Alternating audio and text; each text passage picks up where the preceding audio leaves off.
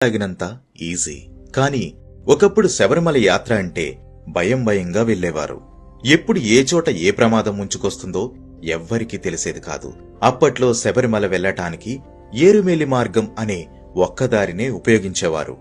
ఈ దారిగుండానే పూజారులు, సిబ్బంది ఆలయానికి వెళ్లి వచ్చేవారు. పూజారులు స్వామివారికి ప్రత్యేక పూజలు చేసేవారు కాబట్టి వీరు ఎప్పుడు వెళ్లినా గుంపులు గుంపులుగా ఒకే బృందంగా వెళ్లేవారు. శబరిమల పూర్తిగా దట్టమైన అటవీ ప్రాంతం కావడంతో యాత్రకి బృందాలుగా వెళ్లటం అప్పటి నుండి ఆనవాయితీగా వస్తోంది. ఇప్పటికీ అయ్యప్ప భక్తులు అలానే చేస్తున్నారు.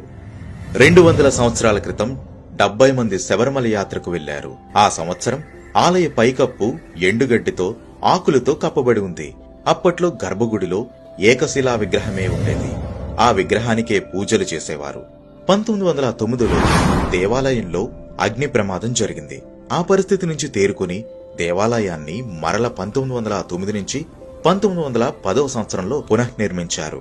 అప్పుడు ఏకశిలా విగ్రహానికి బదులు పంచలోహాలతో తయారు చేసిన అయ్యప్ప విగ్రహాన్ని ప్రతిష్ఠించారు. అప్పటి నుంచే పంచలోహ విగ్రహానికి పూజలు చేయడం మొదలుపెట్టారు. 1935 తర్వాత భక్తుల సంఖ్య గణనీయంగా పెరగటంతో మకర జ్యోతి దర్శనానికే కాకుండా మండల పూజ కోసం కూడా భక్తులను ఆలయంలోకి ఆహ్వానించారు.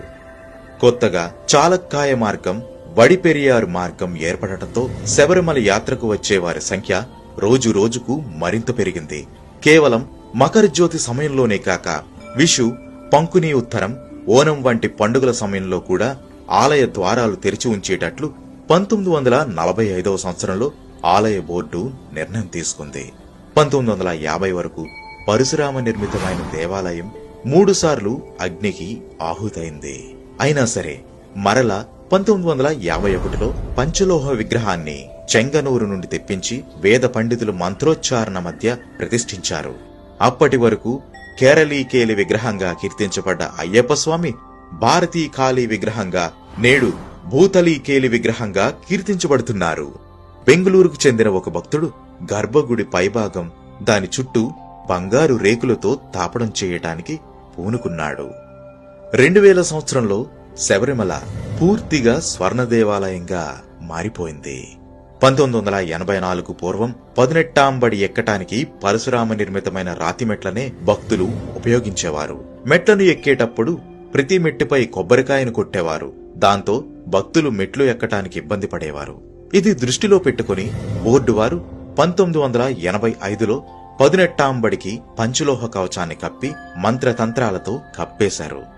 అయ్యప్ప స్వామి ఆలయాన్ని చేరుకోవాలన్నా కూడా 18 కొండలు దాటాల్సి ఉంటుంది. అంటే మణికంఠుడు 18 కొండలను దాటొచ్చిన వారికే తన దర్శన భాగ్యం ఇవ్వనున్నారు. ఈ సందర్భంగా 18 కొండల పేర్లేంటో తెలుసుకుందాం. పొన్నాంబలమేడు, గౌదవమల, నాగమల, సుందరమల, చిట్టంబలమల, దైలాదుమల, శ్రీపాదమల, కలిగిమల, మాతంగమల, దేవరమల, నీల్కల్మల, దాలప్పార్మల, నీలిమల, కరిమల, పుత్తుసేరిమల, కాలైకట్టిమల, ఇంజప్పారమల, చివరిది శబరిమల. ఈ 18 కొండలు మనలో ఉండే లక్షణాలు, ఉండకూడని దుర్మార్గాలన్నింటికీ సంకేతంగా పండితులు చెబుతారు. అందుకే 18 కొండలు, 18 మెట్లను ఎక్కిన వారికి మాత్రమే దర్శన భాగ్యం కలుగుతుంది. ఇక మణికంఠుడు తన మెట్ల దగ్గర 18 అస్త్రాలను వదిలి వెళ్లడాన్ని పురాణాల ద్వారా తెలుస్తోంది. ఆ అస్త్రాల పేర్లేమిటో ప్రతి అయ్యప్ప భక్తుడు తెలుసుకోవాలి. మొదటగా శరం, క్షురిక, డమరుకం, కౌమోదకం, పాంచజన్యం, నాగాస్త్రం, హాలాయుధం, వజ్రాయుధం, సుదర్శనం, దంతాయుధం, నఖాయుధం, వరుణాయుధం, వాయువ్యాస్త్రం, సార్ఘ్నాయుధం, బ్రహ్మాస్త్రం, పాశుపతాస్త్రం, శూలాయుధం, త్రిశూలం. ఈ 18 ఆయుధాలు 18 మెట్ల కింద ఉన్నాయని చెబుతారు. కాబట్టి మెట్లు ఎక్కే సమయంలో భక్తులు ఒక తన్మయత్వంతో మెట్లు ఎక్కుతుంటారు. ఇక స్వామివారి ఆభరణాలను పందలంలో భద్రపరిచి ఉంచుతారు.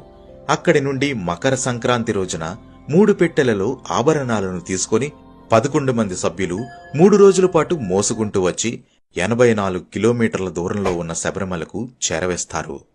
తెచ్చిన ఆభరణాలను స్వామివారికి అలంకరించి కర్పూరహారతి గుళ్ళో ఇవ్వగానే తూర్పు దిక్కు పొన్నంబలమేడు నుండి భక్తులకు మకరజ్యోతి దర్శనం కానవస్తుంది.